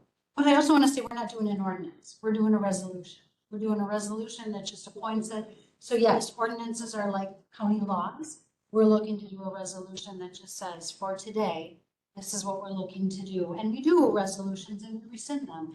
You know, we've done resolutions regarding COVID saying we expect everybody in the buildings to wear a mask. We rescinded that resolution a couple of years after that mandate was over and done. So I think that's the one thing we got to remember. This is a resolution, not an ordinance. And I would love to hear from you on what Richland County has done wrong. If we can do that later, so that, you know, we don't repeat those things. I'll bring my book. Perfect, thank you. I would like to see that too. I'm curious why someone would present that without letting us know. Yes. I'd be very curious. I would. So the Well, idea, whether it's accurate or not will be the question. so the idea on the floor is to have these two kind of work something out. Does anybody would like to join them, or is that still your will? These two work something out, come back to us. All right. Item number 9, discussion, number 10, discussion and possible action review of county land assets. So at their last meeting, this was something that was asked of me to kind of take a look at some of these assets, not our buildings, not the courthouse, not the community services building, but our other assets. So the first attachment that I have here is our Ash Creek Community Forest. The current balance of that is $1,634.50. Typical income that goes into this is when we log. So through timber sales, the revenue goes into this account, and then we use this account to take care of projects at the Ash Creek. There is some recent discussion about logging again in the near future. The next one is our County Parks Fund. So this lists what the revenue is, and it's county levy, and what our expenses are. One thing I want to make note of is there was $6,000 that was taken from this account when we had our budget hearing to cover the ambulance service, some of the expenses of the ambulance service. Most of this is employees for the maintenance for mowing, and then we also have lights and utilities. Some of the locations have porta potties put in place there. So that is what our total expenses are for our county parks fund. Our Tri-County Airport, that's how much we donate to the airport, or we put towards the airport, the $32,562. That's tax levy too. That's tax levy too. And then we have the Richland County Fairgrounds. So what I did, we have our Fund 680 is all of the fair, but I pulled out what are the expenses and the revenue just for having the fairgrounds. So in our revenues, it's the stall pen horse barn fees, the use of the grounds rental, storage fees, And then the electric, water, sewer, because our agreements request that the individuals reimburse us for those costs while they're utilizing the property. We do currently have budgeted for revenue $23,200. I did put in there what that 5-year average was for revenue, and on a 5-year average, our revenue is about $18,380.93. And then for expenses, I have what the expenses are that are listed there. For the staff expenses, it is maintenance for mowing, and then really just kind of taking care of the building and grounds area that is out there. And so the expenses are just over 25,000. Does Pine Valley have any land associated with it? You know how much? Karen knows off the top of his head because I just heard it from him not that long ago. Yeah, there's about like 60 acres or so, close to that. 60 acres? Well, close to that. There's like 40 acres that are across the road that's all wooded and swamp, and then you got around the buildings that are there, and then you got another little chunk that's across the road. That's probably 20 something acres or so. Not 20. Isn't the cemetery also there? The cemetery is part of that, and the next to the cemetery is that solar panels that are there, and then there's a little bit of that field that's about 2.4 acres of the field that's there. To the south side, I guess, the county highway. But to the east side, there's that woods, it's about 30 some acres, 40 some acres of woods. Is that County swamp? woods, swamp, whatever you want to call it. The county parks at one point in time wanted to make that into a park. There's no legal access to that property. Our only access, well, there is legal access. Our access is if you were to go at the bridge and then go down into the water and float that property. That's how we would access that legally without getting permission from on behalf of the family. So, From who? Yeah, because I'm on the whole field. Yeah. That goes to the- Eric and Todd, keep that off the news. Parks at one time though wanted to make that into a park. Have a sidewalk coming from Pine Valley down that field, going to that property, have a bridge go across the property. Got permission from a letter of intent from the landowner across the river to access their property to get to our bike trail that we have. So that would have been an option to have a bike, like a trash out bike, which Schmidt Hills has, that we were able to do that too. People in and out. That all got put on hold. The ground was surveyed to do a land swap with Albions. It was all put on hold due to the county highway hold project. Thank you. So yeah, so that could be up for But it discussion could, again. yeah, but that could come back up now since that's done. Correct. Regarding the airport, there's only tax, am I reading this right, that there's only tax levy?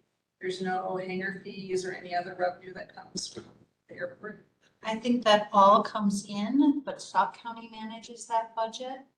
And so they just tell us, it's kind of like the city with Simons. We just say to the city, this is what we need for Simons.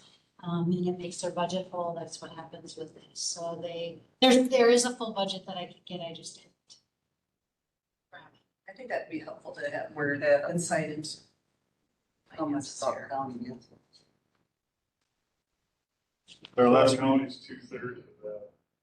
It's 2/3 or 1/3 because Iowa used to be in that and Iowa got out. Yeah, we voted last time to keep this on the agendas moving forward so we could use it to think about the next question, next item. So if we're hearing anything more on this before we move to possible action, review of revenue sources.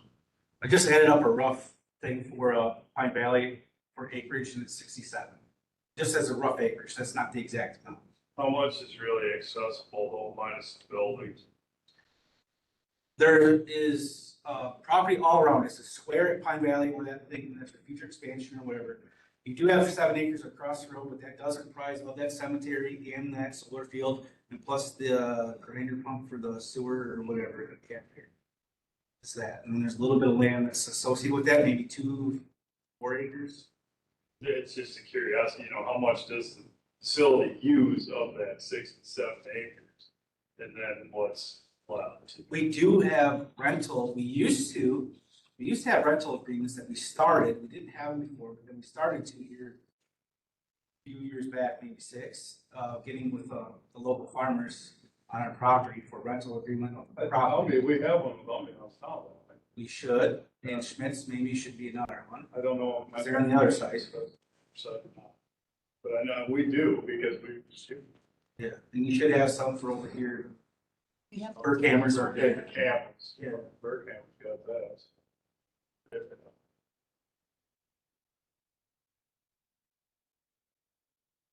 Anything more on that? Then we'll move to discussion item number 11, discussion possible action review of revenue sources. And Mark, the land question, in my mind, goes to your point about we need growth, right? So that's why the Ash Creek and this land here is interesting to talk about, I think, is maybe that could be help fuel growth. Are there also properties that are held for back taxes or some kind of ownership taxes that they owe? We do have quite a few properties. Ashley, our treasurer, just has not had the opportunity to really buckle down and put it all together and start to do that process. She and I actually had a conversation yesterday of, looking at it and is there a benefit next year to hiring a part-time person for her office so that it frees time up for her to do and get all of these taken care of.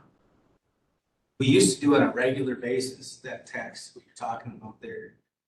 It's kind of fell by the wayside here at the county, and I know that Supervisor Williamson looked into that as of recently. He had a list of those properties that were out there that we've taken on, or that are available to take on taxi cab now.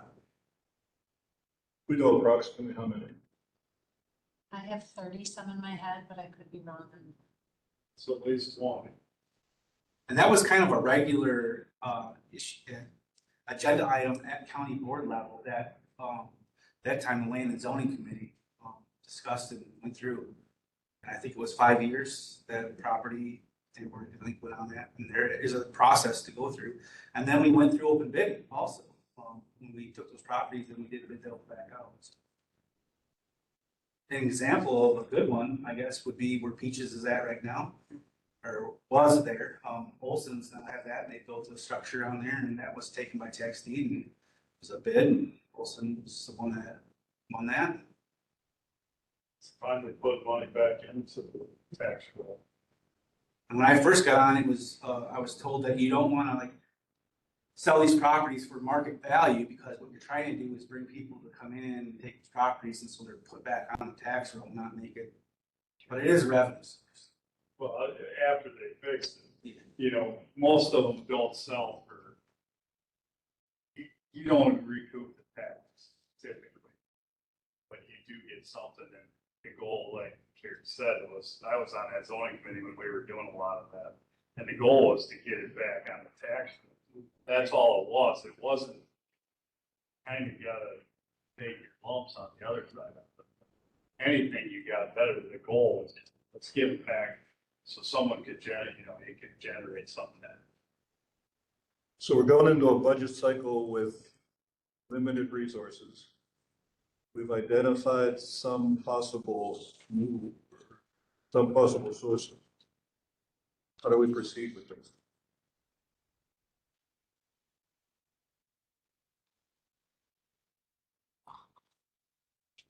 We contract with somebody to help in the treasurer's office. When we contract with that, it's got to get done. So we find somebody and see if we can contract someone for 6 months or 5 months or whatever. It's not gonna affect next year's budget, because those things aren't gonna happen by the end of this year to affect next year, but that means the year after it could. So I would be very open to contracted service to help out get that going. Well, so contracting, we used to have our corporation counsel was the one that spearheaded all that stuff. So once the Land Information Committee and Treasurer said, hey, this landowner was delinquent for several amount of years, they discussed this, and then our corporation counsel at that time was a land attorney, dealt with that. And then brought that back up for us to vote on. We could do that right now at this next meeting. We identify a property. We could, but we need the time to identify the property, get those documents together to corporate counsel to do that. Problem is review of everything.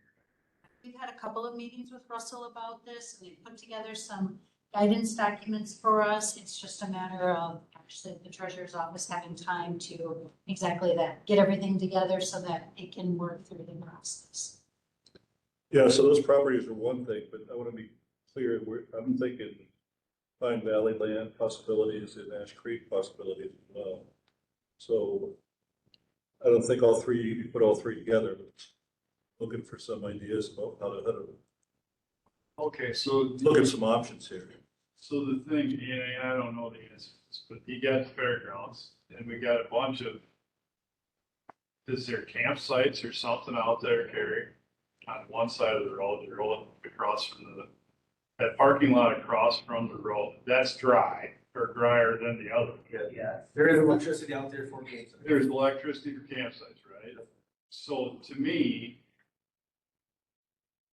that's our play, that's quick without a lot of money to put forward. Right? So we gotta figure out somehow, we talked about these campsites and the remote and scan your phone and you got someplace to park. I know we talked about it's hard to police that, I get all that. But this county has an influx of people all summer and fall, pretty much in spring, that we're not capturing any of that. Yeah, I mean, the city gets a little bit of it. There's a camper in the corner of this park down here. There's always a camper sitting there. And it changes color, so it's gotta be more than one person, or they got multiple campers. But that's a great use of that, because there's nothing else over there in that corner. Okay, so we got fairgrounds that nothing but mow, all we do is mow it. The parking lot across the road with the hookups. Why don't we put some effort into that? And then if we can get that to work, that one's relatively close to town. We've got Viola that's got some challenges. We got Rockbridge that's got, some challenges. But I think that's where we start. Now, we talked about it in Public Works. And there's a lot of things that can go the wrong way. You know what I mean? There is. But if we don't start doing something like that, we're not going to see anything. Now we just got places we got to manage and mow and take care of. If you get 50 people to pay, let's whatever more money to pay for the mowing, right? It may cost, but we get some wild ones, Clay might get. Maybe that's what now we need the new jail. Maybe that's what we need is to liven it up a little bit. Hey, growth works in weird ways. But we're just not doing anything and we're not getting it. We gotta spark something. And I don't know if it's right, but all I know is there's a lot of people who like to fall down that Pine River, and there's a lot of, let's get them here and try to keep them here for the weekend. Maybe all of a sudden you keep them here for a couple weekends a month and they bring a couple friends. I mean, we've got this stuff and we're not utilizing it. And I know Carrie's talked about this time and time again with the Parks Committee, and we just got to do something. Well, I wanted to get things percolating. Meet in 2 weeks. How about we percolate for the? We have a tourist program. Advisor, that I charge of tourism. That's right behind us. Oh, please. You're more than welcome. Okay, so when you were talking about properties with back taxes, when in 2020, city and the county put a program together for the ones in the city that were in particularly bad shape, like nobody's gonna live there anymore. And the city budgets money every year to demolish those. If the county gets them, they sell them to the city for $1 and the city demolishes it. and then sells a lot. We've gotten a couple of houses built that way. So I don't know if everybody here even knows that exists because it hasn't been done for a little while. But the other thing, there's a perfectly livable house, empty. I think it's on 3rd Street. The family's last name was Carter. Lady died multiple years ago now. Her stuff's still in the house. And nobody's living in it. It's a smaller, older house, but perfectly livable. And I brought it up several times, you know, to the city attorney and people like that. And I got what you're saying. Geez, they're busy. We'll get to it. So we talk about what you said about those campsites. We got a house in Richland Center, nobody's living in it. We talk about housing every time we exhale and property tax. There are things here that can be done, and that I think what we get into, this committee here is working on it, one across the street's working on it. And then it just doesn't get done because everybody's got 300 things to do. But I don't know if any of you even knew that. There's a house sitting there, furnished. And the city, by the way, if there's one in town that needs to go, the city's got money in the budget to tear it down and sell the lot, get a house built. And I didn't know if you guys knew that. So I thought I'd stand up and say it, and thank you for letting me do that. We do have an example of that, like across, just up the street from that, there across from our house, senior living, where the city, that street, there was a property that the county took on tax deed. City got that, tore the house down, rebuilt a new house, and it's still sitting there. You know why that is? For example, they spent $30,000 on the appliances. If I told you, which I can't do, the offer they turned down, it would floor you that somebody offered that. If they had built that house within what it would sell for, it would have sold more than a year ago. That has nothing to do with the program that's in place. That's what they chose to build. And they got an offer that would make you faint, and it still didn't get them out of that. But that's just an example though of how we had a property sold that, and now the new house is built, not new construction, right? Well, there's actually another one too, that's about to build. There's another lot we tore down. If anybody knows where Tim Crook's house was, I'm just using the name you might remember. We tore a house down, it was a drug house. I went in there with our administrator. I could show you 3 rooms where they were using crack cocaine in there. No doubt about it. With a lovely mattress and all the Quick Trip coffee cups that were fresh. And we said, this has got to go. And so we tore that down.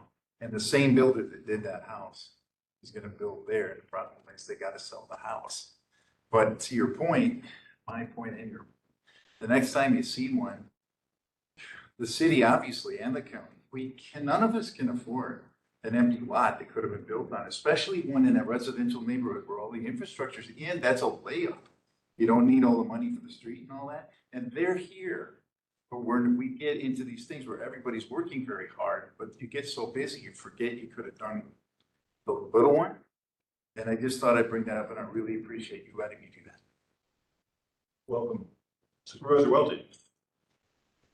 Seems to me that we have some low-hanging fruit that would be available to help get some things going, and we should prioritize the list and direct resources there. Because there are plenty of opportunities, including any big field that we're mowing on a regular basis. Maybe it could be leased out to a farmer. Maybe we could encourage and market the availability of things. We should prioritize. So whatever we do, there's going to be some staff time. So that's why I want to take some time to let it percolate. People think about it. I forget the meeting it was that they counted the number of zoning or sanitary permits that came up recently. Remember what that number was? It was a number a high number we had never seen, haven't seen in ages.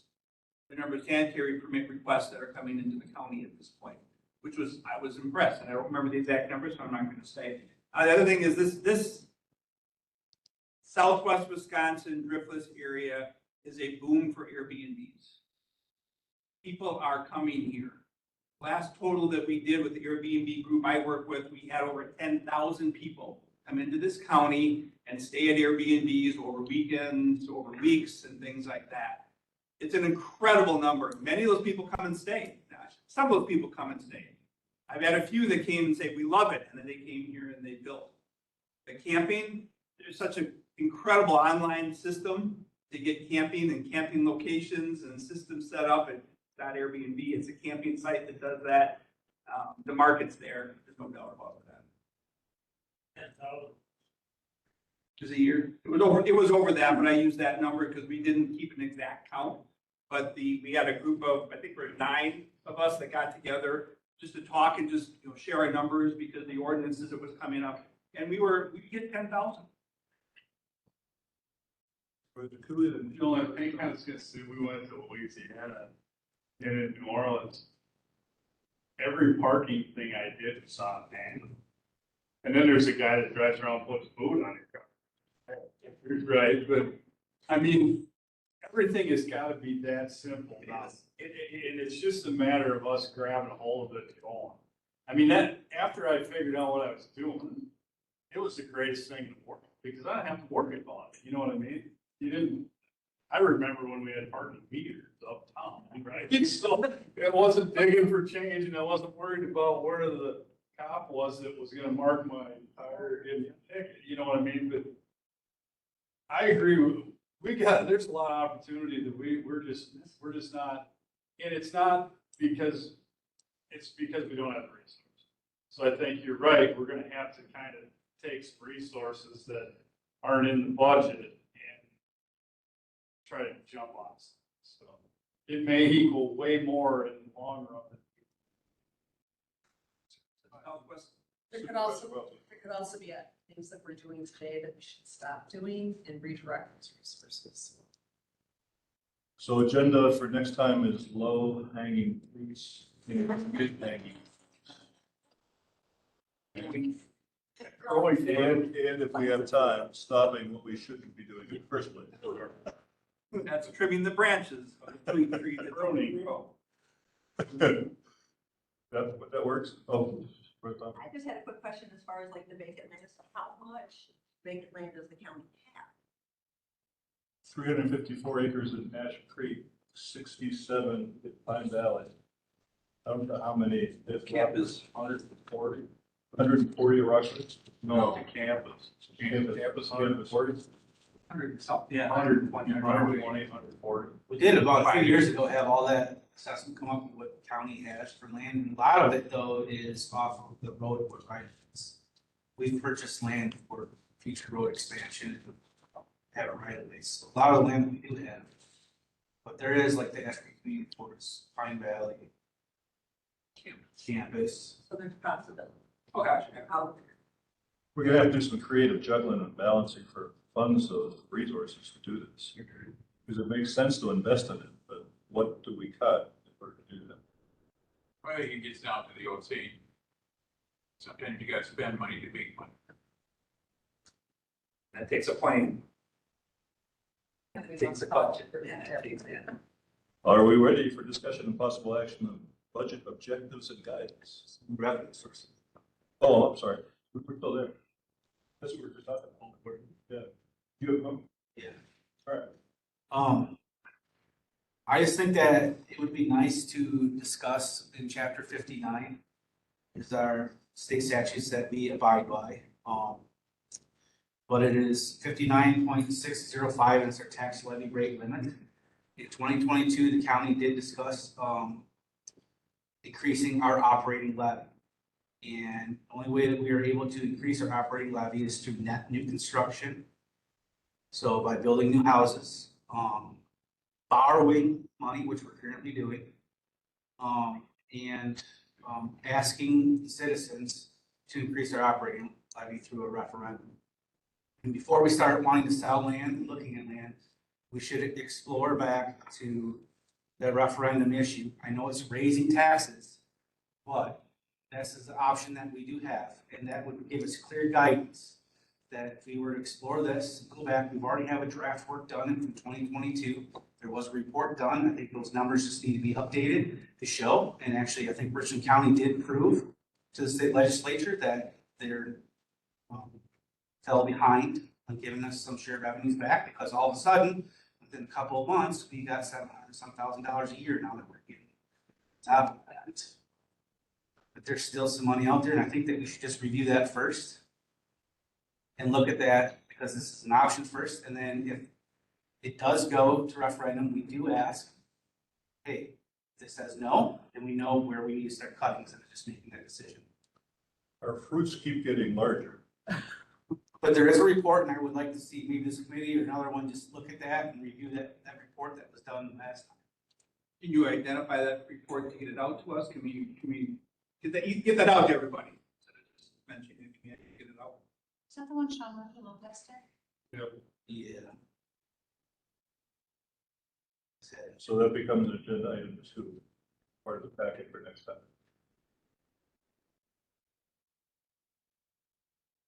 Thank you, Gary. Had it up here. It's in the ad hoc committee folder, 2022, post reorganization, probably around December, November timeframe. Ready to move? Item number 12. 2007 budget objectives and guidance. So I have in the packet the draft budget objectives and guidance. If it's approved today, this will be shared with department heads next week, and they will get their budget sheets in early July. So I just wanted to kind of highlight a few things. Number one, with levy, we're going to meet the operating levy limit as opposed by the state of Wisconsin. Through services, we want to again stay within that levy limit, commit to fully funding mandatory services, and evaluate current discretionary services. You kind of are already aware of the capital improvement piece of it. We're really looking to keep the general fund balance of 25% of the annual operating budget. With wages, we want to meet projected increases and adjustments for health insurance premiums. And then we're also looking for wages. This might be a little bit below of a one step on the wage scale and the 2.5% COLA for all employees. Our assumptions, that one step advancement, the COLA increase, the WRS increase, that doesn't come out until early July, mid-July, but it's currently 7.2%. The health insurance premium right now, ETF is predicting an 8% increase. As I shared with you, we're already looking at other options for next year. No changes to dental insurance, and I'm asking that there be no new positions added unless it is pre-approved by the administrator. So historically, people would just build new positions into the budget. I'm asking that they not be built into the budget unless if it's approved to be added. And then we have budget requests should include only essential, well-justified expenditures and exclude non-essential or discretionary items. What we're really looking for there is we do not want people to add fluff, pad their budgets, don't build on what ifs, build on really past trends. Sometimes we see, well, we could have 17 jury trials in a year, so we need to budget for 17. No, we need to look at the past trends of the last 5 years. How many jury trials are we averaging, and build a budget according to them. So that's what we're going to be asking of department heads. We have what the current budget is in there. We are having all department heads do program worksheets. This is going to give you the information about what services are mandatory, what's not mandatory. If you do cut these services, then what happens to that? That program, what happens to the people that we serve, so that the department heads are laying out that information. So when it does come time for this committee to look at what are we going to keep, what are we going to cut, you have all of that information from them. And then if you look towards the last page, the timeline for budget process, this is what we're really looking at is approval today of the budget guidance. June 18th, we'll share with department heads. July 6th, we'll give them their budget worksheets. And then all budget worksheets will be due July 20th. We will meet with the department heads the week of July 27th. And then the first draft budget will be presented to you on August 11th. We'll then look at it again on August 24th and or on September 8th. And then the final preliminary budget presentation will be on September 15th. And then the public hearing and adoption will be at the October 20th county board meeting. Questions, comments, reactions? We need to have a motion here so that we can have discussion. All right, I say. Shirley moves. A second. Supervisor Kramer seconds. All in, okay, discussion. In the guidance,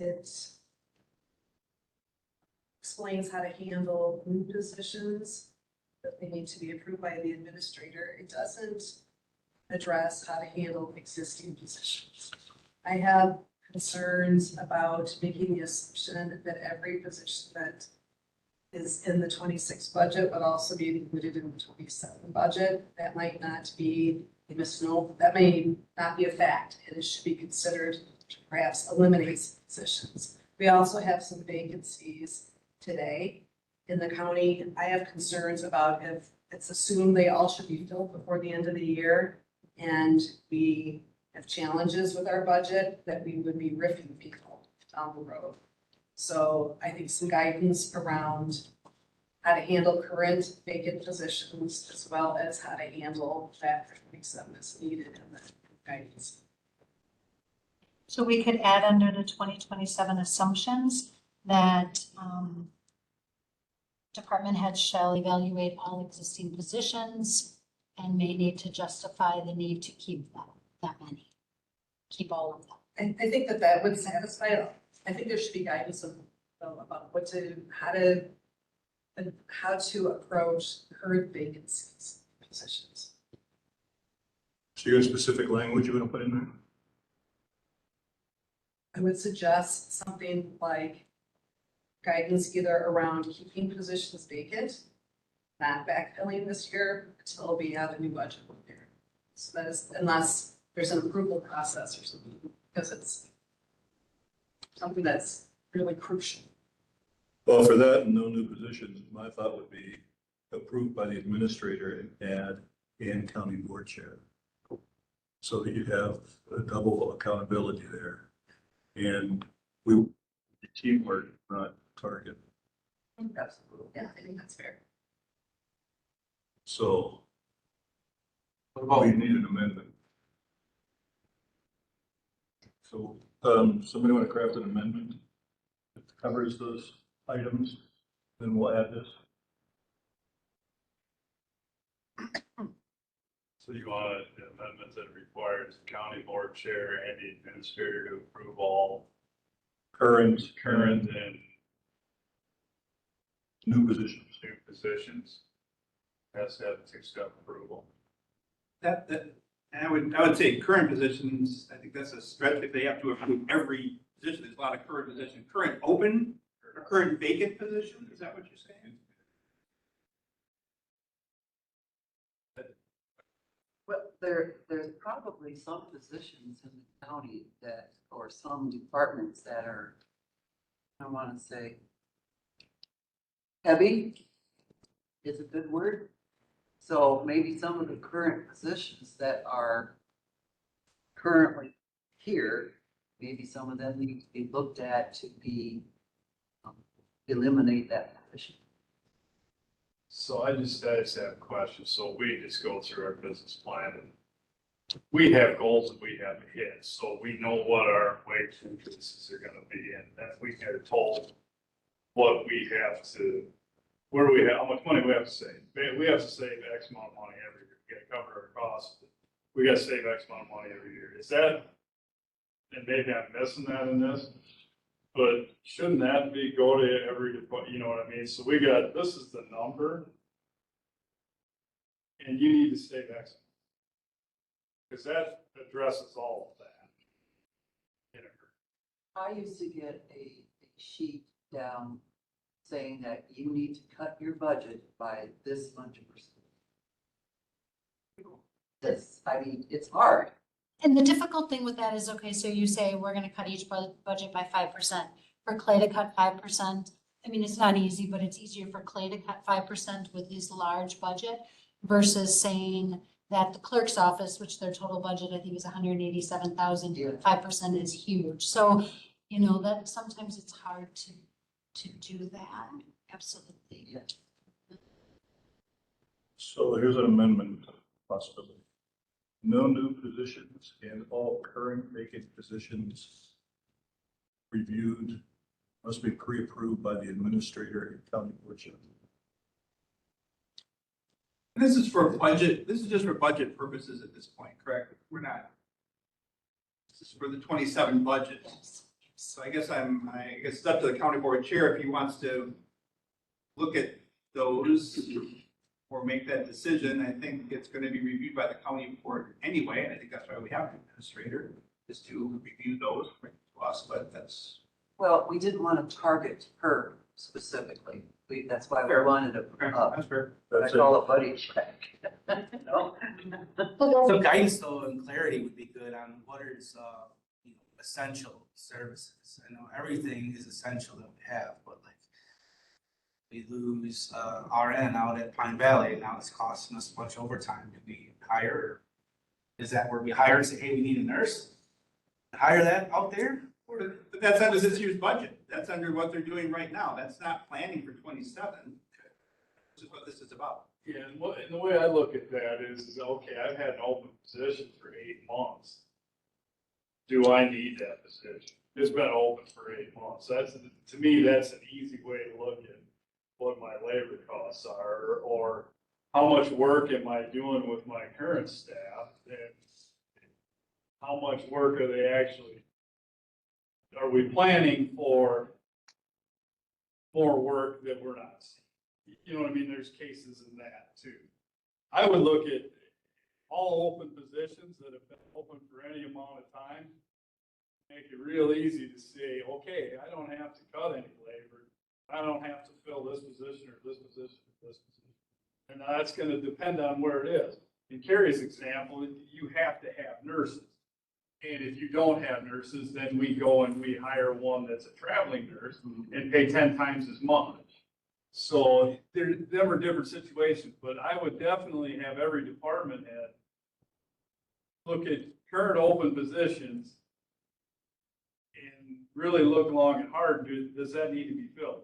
Because I'm guessing if a position's been open for 6 or 8 months, it probably hasn't caused that much problem, or they've got a workaround. And that's easy. You're not affecting somebody's life because nobody's in that position. Look at the easy stuff first before you have to make difficult decisions, is what I would say. And there may be some way that moves around in departments. You gotta remember, the big departments is where the money's at. Remember the ones that should carry the load. Sorry, Clay and everybody else, but that's the way that works, because we used to talk about this years ago when I was on extension. Well, it got to the point where you can't take any more pencils away because they don't have anything to write. You know what I mean? And their budget was $120,000 or something. I mean, I hate to say it, but the big departments shoulder the load in budget cuts. I have one of them where I work, so I live it every year. So it's just part of unfortunately, it's part of the job when you've got $10 million work versus $100,000. There's room to work there. Just gotta get creative. And the goal should be to make it as efficient as possible, not, because people get hung up, well, I gotta have that, I gotta have that, I gotta have it. Well, it hasn't been filled in 8 months. I've always done it. Yeah, you know what I mean? That's the way it is. Tricia used to be one of them departments, so knows exactly what that's coming. But Not to that's pick gonna on her. vary, that's gonna vary per department or position. It So we do need it, reviewed by at least 2. needs to be Yeah. I'd like to make this suggestion then, that in projecting the 2027 budget, department heads are not to include new positions or current vacant positions in their budget numbers unless approved by the administrator and company board chair. Is that a motion? That is it's gonna be amendment, I think, where we are right now. I think it's an amendment to the motion. That would be an amendment. Second? All in favor? Any opposed? Thank you. Yes. And now for the, anything else on this? I had asked Tricia earlier, just discretionary services.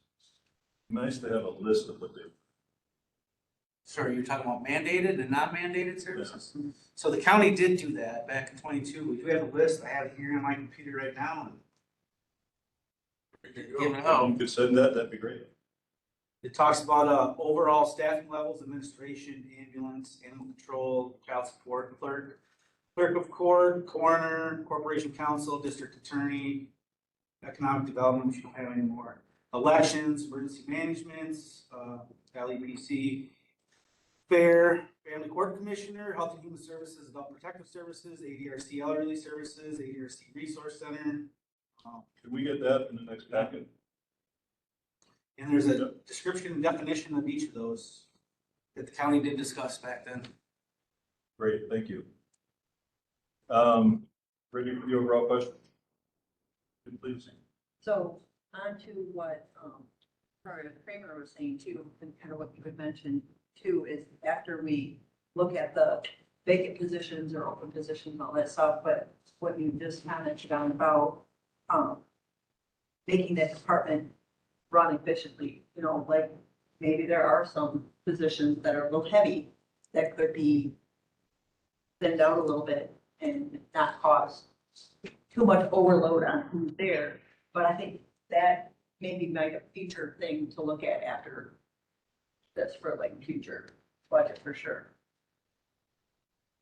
Motion by Supervisor Welker, second by Supervisor Kramer to pass the 2027 budget objectives and guidance on to county board. Go to the county boards, that goes, Or no? No, it does go to the That does go to county board. Okay, it's gonna go to the department heads. yeah, Yes. let me retract that. Then. We have a motion on the floor to approve budget objectives and guidance that go to 2027 department heads. Moved and seconded, all in favor? Any opposed? Thank you. Correspondence? No correspondence. Future agenda items, I think we've already established that. Any other? I did send an email out that we were going to change the July 22nd meeting to 4 o'clock. That's been switched because Trish was able to move it at the meeting townships. So we'll continue to meet at 5 o'clock. Oh, okay. Okay. I just responded to that too, so ignore my. All right.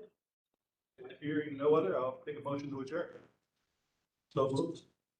Supervisor Welty, Supervisor Thompson, second. All in favor, signify by saying aye. Aye. Thank you. So when is that township? So will, the When is town meeting will, township will still meet on the 22nd.